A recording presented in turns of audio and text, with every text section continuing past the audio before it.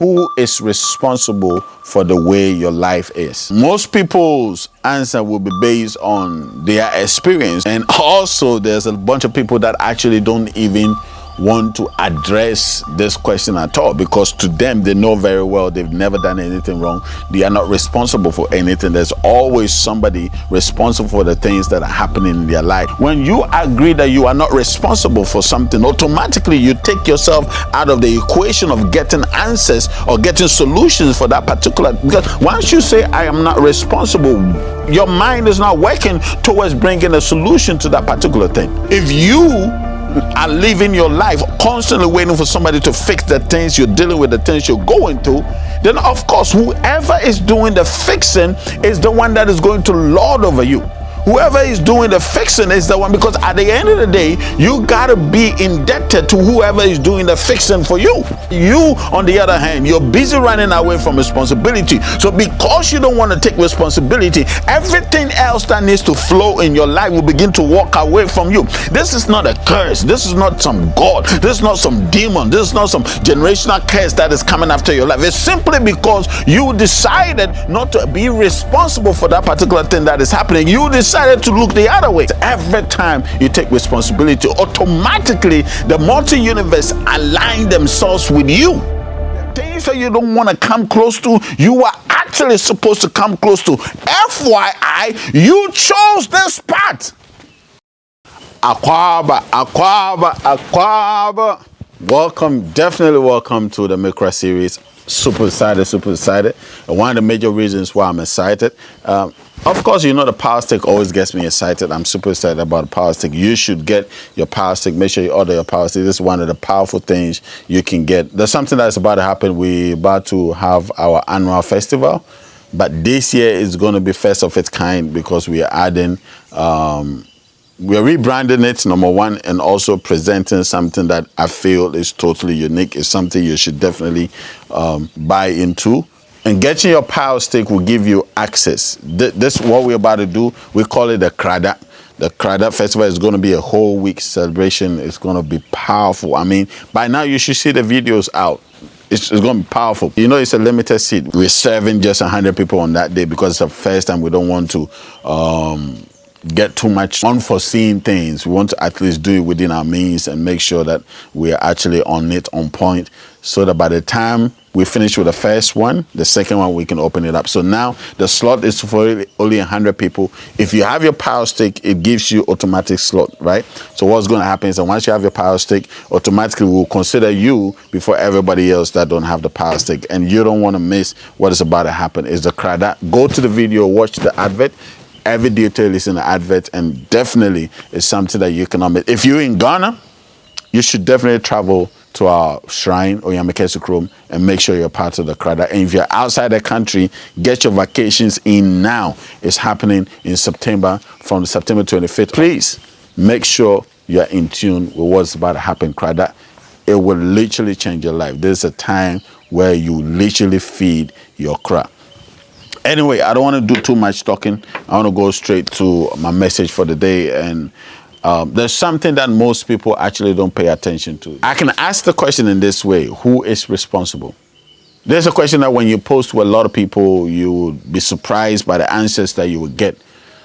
But it's a question that every single individual should be able to ask. Every single individual should be able to know. We should all be able to have the answer for this basic question: who is responsible? Perhaps I've let the question be too open and too spread out. So let me try and minimize it, shrink everything into this simple statement or this simple sentence. Who is responsible for the way your life is? Who is responsible for the way your life is today, the outcome of your life, the happenings in your life, the things that you're going through, the things that you're experiencing? Who is responsible for these things? This is one of the questions that majority of people would quickly have the answer to without really thinking through the question. Because most people's answer will be based on their experience or what they conclude on to be the reason why their lives is the way they are. And also there's a bunch of people that actually don't even want to address this question at all, because to them, they know very well they've never done anything wrong. They are not responsible for anything. There's always somebody responsible for the things that are happening in their life. So when you go down, they will tell you, oh, it's my mother. I'm the way that I am is because of the way that I am is because of my mother. I'm this way because of my father. I'm this way because of the community that I grew up in. I'm this way because of the environment I find myself in. I'm this way because of the school that I went to, or my best friend did this, and my brother did this, and my mother did this, and my sister did this. We always trying so hard to find somebody to blame for the things that are happening in our lives. We hardly, and it's true, we hardly fully take responsibility for what we are dealing with, what we are going through, the things that we are experiencing in life. So when we ask the question, who is responsible, automatically our minds goes to everybody else but us. But is somebody really responsible for the way your life is?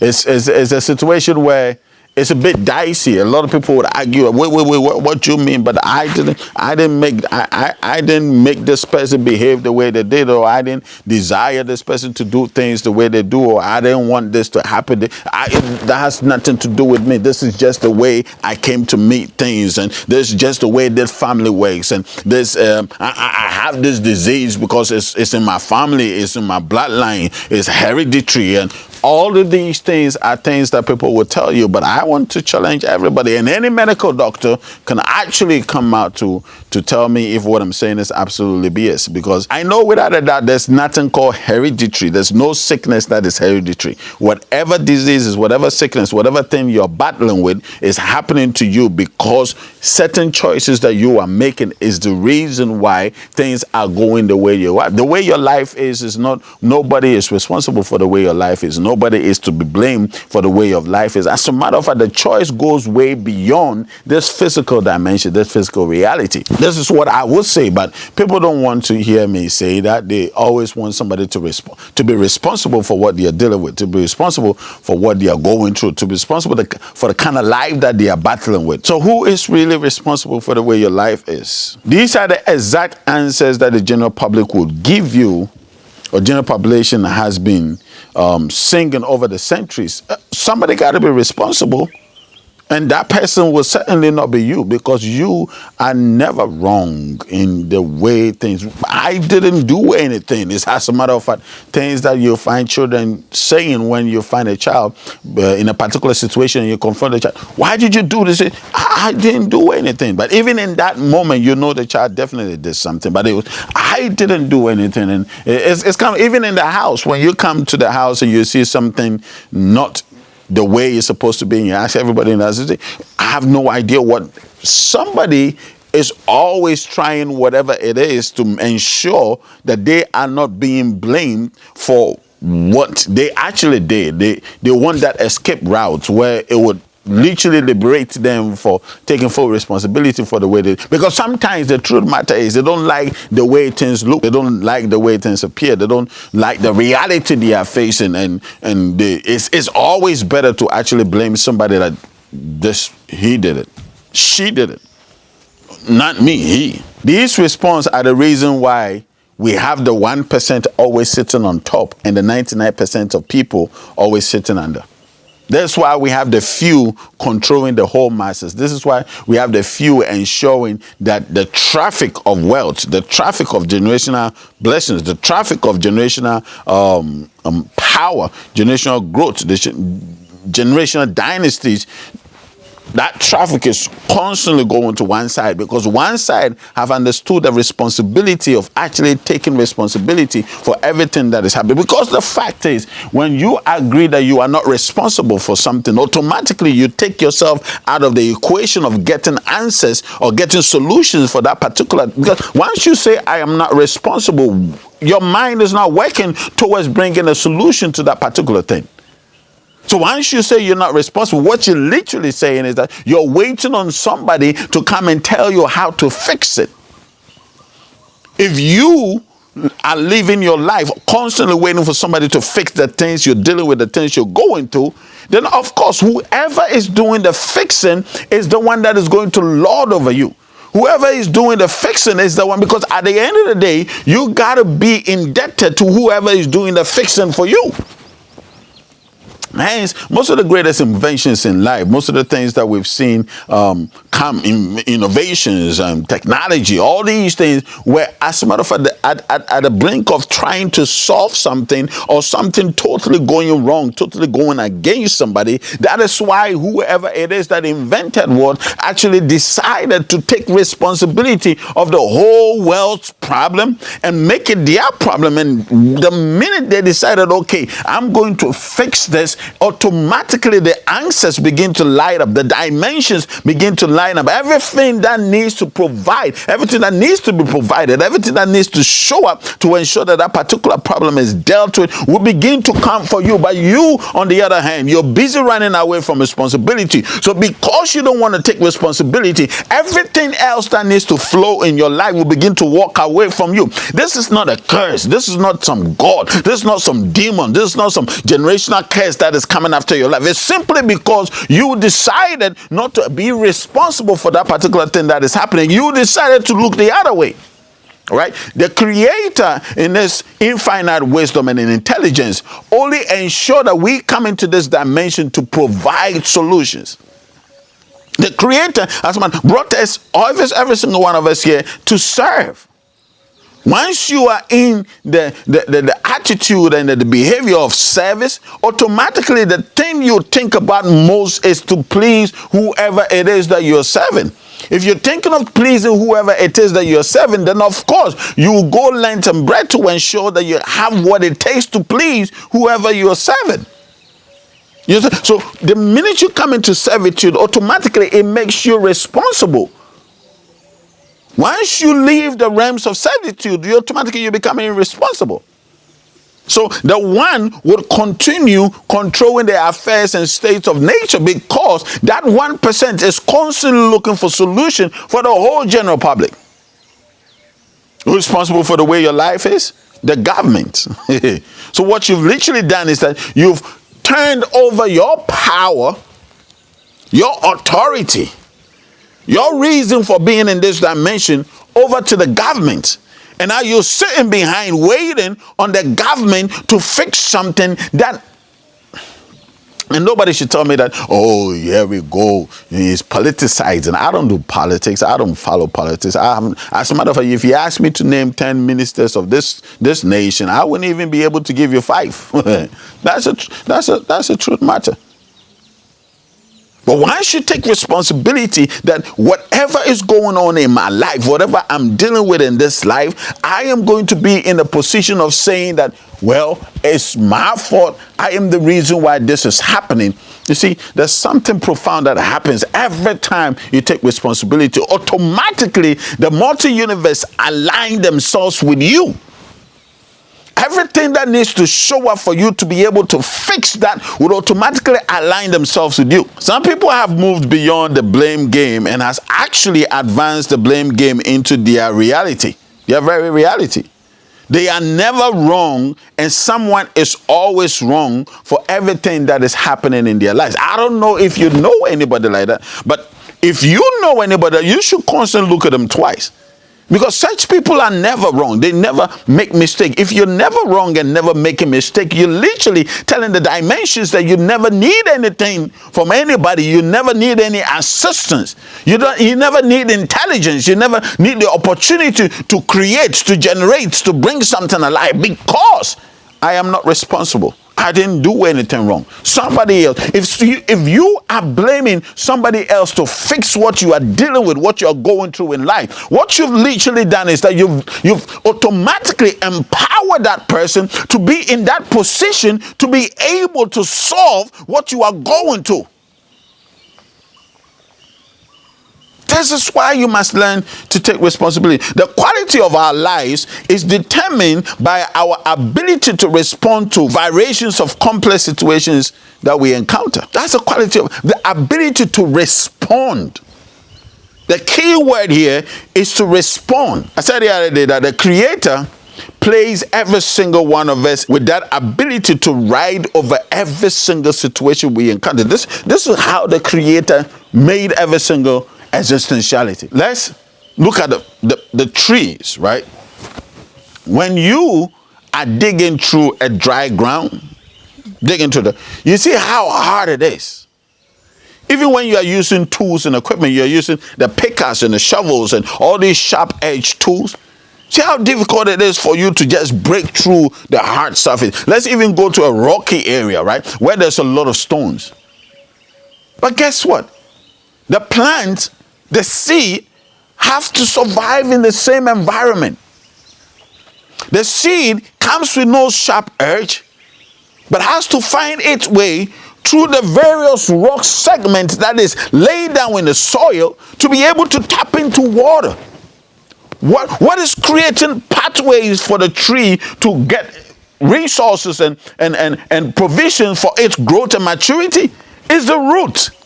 Do you see any sharp edge at the tip of the roots? No.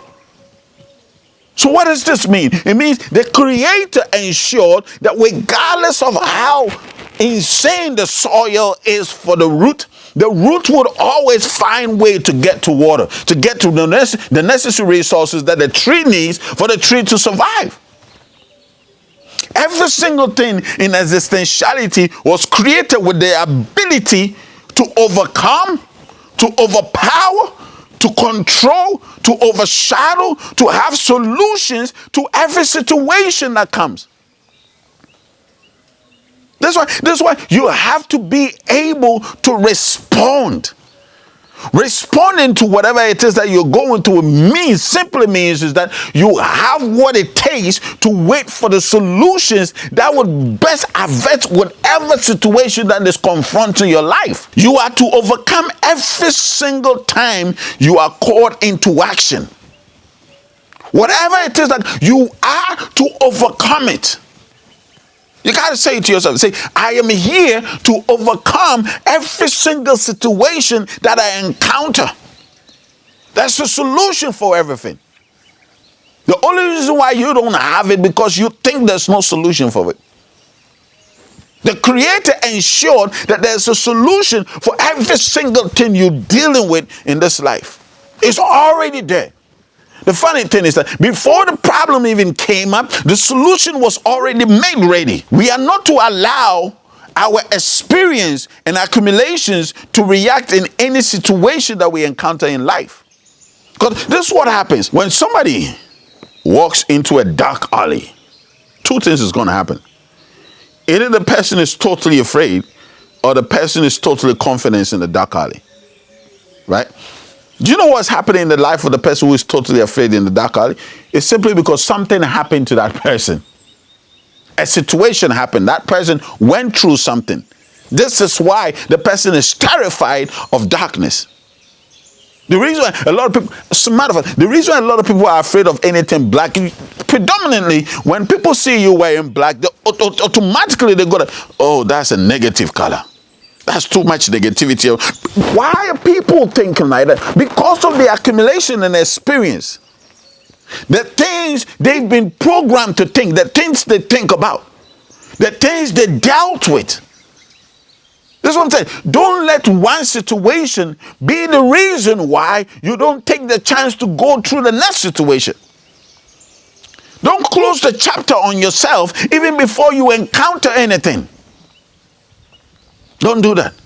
Because once you do that, automatically you bring yourself to a place of not experiencing that situation for what it is, but you are actually reliving the thing that you encountered, the thing that you went through. So, for example, even before you get to encounter that darkness, to actually understand what is sitting in that darkness, the minute you come across any situation like that, you close on it, because when it happened before to you, you literally was blown away and shuddered and became so afraid. So now, therefore, this fear that is eclipse around you, this fear is literally what is making the decisions for your life every time you move forward in life. You are not making a choice. It's the fear, the defeat, the failure, the disappointment that you dealt with. You find somebody say, I'm never driving again, just because they had an accident. So when the opportunity for them to drive again, the reason why they are saying no is not because they themselves don't want to go through that experience, but the fear that came out of the situation they encountered, that fear is making that choice for them. This is what happens to you when you don't respond, but rather react to situations. Because every reaction is as a result of something you already dealt with. Every reaction is as a result of an experience that you didn't like. And just because you didn't like that experience, or just because in your head space you think that experience that happened to you is the worst possible thing that can ever happen to you, you shield yourself in. You become imprisoned by the experience. Experiences are not supposed to imprison us. Experiences are supposed to liberate us. Because since you've already been through that experience, you already know the possible outcomes. Now that you have the possible outcomes to your experience, you know what to do and what not to do. If you know what to do and what not to do, shouldn't it be a better case of you experiencing it better? But why do we walk into these things and become terrified by them? Because we stop living the minute we encountered that situation, and we allowed whatever situation we encountered to start living. I'm going to talk about this sensitive subject, and don't get me wrong, I'm not for this. I'm totally against it, and I wish I could, at this moment, I could even use another situation to be my example for this particular topic. But let's take the situation where young girls, young people get raped very young. I deal with situations like that. This, if you don't take care, right, it's forever, for the rest of your life, going to change your view of how you see men. Automatically. Right? You're definitely going to not want to be in certain situations. Because automatically you would think, because of that experience, somebody is going to rape you. It'll automatically take the joy of relationship and intimacy out of your way. Most people that I've encountered that were raped during childhood, right, deny themselves of the possibility of enjoying the beautiful, beautiful, beautiful thing that Creator did called intimacy. Now, of course, the person will say, well, it's not my fault. I didn't ask to be raped. Technically, you didn't ask to be raped because you think it. Okay. Everything, every encounter, everything we go through in life, we choose it. The reason why we choose this situation is because we know that is the best situation that can help solve. But because you don't even know that you actually chose this thing, right? You come at the end of, you come at the defeating end of that situation because you feel that situation has happened to you. No, that situation didn't happen to you. You happened to that situation. You wanted to be in that situation. And I'm totally sorry for anybody that feel I'm being insensitive for such a sensitive situation. But I'm telling you, the reason why you chose it is because that is what is going to bring a difference in your life. That's what's going to make your life explode. That is what is going to take your life. Haven't you heard stories of people who have been through worse things in life, and because of that worst thing they've been through in life, automatically propelled their life to a place that they never thought possible?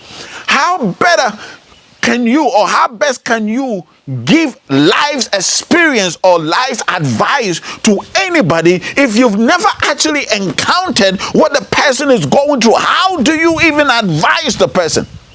How do you even encourage the person? I am sitting here teaching these things and doing these things that I do now, right?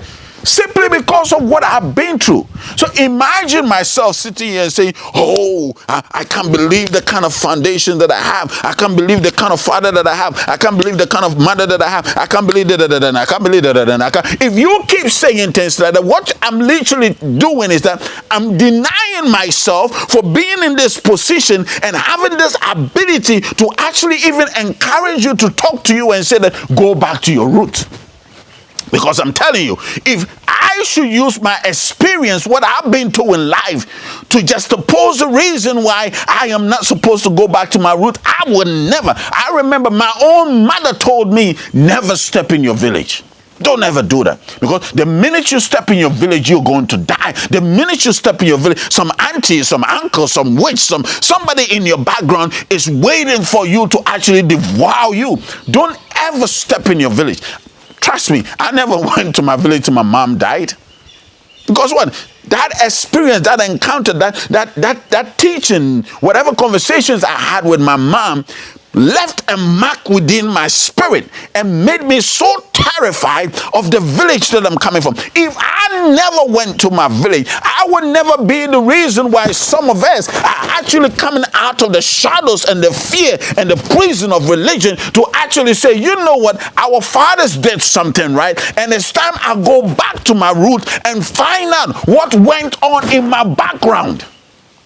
Oh, if I tell you my experience from childhood, even with my mom, it would never be the appetite for me to go back. But now, every time I pour libation, do you know what I do? I honor my mom. I honor my dad. I'm not saying they did or did not do that. Don't use your mind to assume anything. I'm only saying, don't let the predicament that you go through be the reason why you stop living.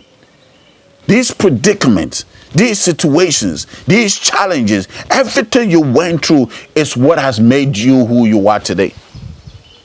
If I never went through that, I probably am sure, definitely sure, that I wouldn't be sitting here. And if I wasn't sitting here today, I would never be in this situation where me and you have a conversation ever. Me and you have this interaction, even though I don't see you talk back to me, but we're having a conversation right now because I'm speaking and you're speaking back. This would never happen. The only reason why this happened is because I didn't use my experience to be my reason, my excuse for not actually experiencing life for what it is. We are not to allow our experiences, our accumulations determine what life lies ahead of us. But rather, we are to respond with intelligence. Right? If I feel something, another example, if I feel something bites me right now, right?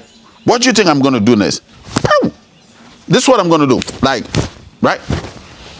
Now, because I'm reacting, there's a higher percentage that I'll miss whatever it is biting me, number one. Because I'm reacting, I will definitely bruise myself. But if I responded, if I just relaxed, chilled, and actually calmed myself down to find out where exactly is this bite coming from, you probably have a better chance to actually locate whatever is biting you, and of course make the decision whether to kill it or to let it be or to let it go. Most people's choice would be actually to kill it, because that's the reaction, that's the instincts that is being accrued in accumulations, right? But do you know every single thing in nature is supposed to be in nature for a purpose? Do you know, as a matter of fact, when bugs bite you, all these mosquitoes and all of that, what they are actually doing is not getting you sick. They are actually building up your immune system. They're actually giving you a better immune system strength. Have you ever seen any athlete that never rehearsed, never trained, never went to a training section? Have you ever seen that?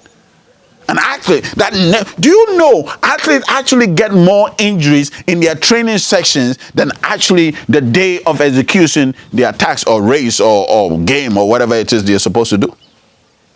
But why do they still go through the training sections? Because the training sessions makes them better. Because the training sessions polish them up. Because the training sessions give them that ability to be able to scale themselves up, to be able to do whatever it is they are gifted to do effortlessly.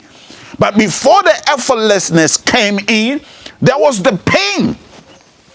So as you're being bitten by all these bugs around you, your body is going through the shock and the resistance and all of the things that your body is going through. And what is actually happening to you, your system is learning the ability to be able to adapt to whatever situations that you find yourself in, giving your body a better skill of fighting any foreign viruses that comes into your body. This is why our fathers and our mothers in the village have a better chance of standing any outbreak than most people in the cities. Why? Because in the villages, once they go to the farms, once they drink from the dirty water that you saw described, what they are doing to themselves is that they are training, they are scaling their inner abilities, their immune system to be able to withstand whatever. You, on the other hand, whenever you come around any outbreak whatsoever, you're down on your bed, sick, dying. Because what? You didn't give your system to train, your immune system. You didn't give your immune system the chance to train, to equip itself, to empower itself. You let it be. You totally let it be. Right? But if you can only learn to respond and not to react, you automatically find yourself at a better position of dealing with the things that you are running away from. The things you run away from, you were not supposed to run away from them. The things that you are afraid of, you were not supposed to be afraid of. The things that you don't want to come close to, you are actually supposed to come close to. FYI, you chose this path. You chose this. Nobody. Listen, my time is up. I don't want to take too much of your time. You must make it a point that you, as in your craft, respond to the situations rather than your experience, as most people are. When you're reacting, it's only your body that is actually telling you. Your sometimes your mind, because some of the experiences leave serious dents in your minds. So what is happening is that and this is the funny thing. People say they are spiritual, right? But the minute you react, spirit has nothing to do with it. Your cry is totally out of the way. Right? So when you're reacting, it's not about your cry. Your spirit is totally, so it's just your physical body and your mental body that is reacting. That's why you must learn to respond to situations. Anyway, my time is up. I'm Osofo Kojo Bento. Always excited. Please go to our website, www.bekra.org. You get all the information about our festival coming up, the Krada, every detail you need. And we only have 100 slots, so make sure you tune in, you connect. And even if you're not in the country, you should actually make sure you're part of the 100. Okay, and bring in the necessary. This is a sacrifice. This is a sacrifice. So make sure you're actually giving out a sacrifice. 100 slots for 100 people who would have their lives transformed during this Krada. I love you guys. Have a great time, and don't forget your power stay give you an advantage at the slot of Krada. I love you guys. I'll see you soon. Mwah.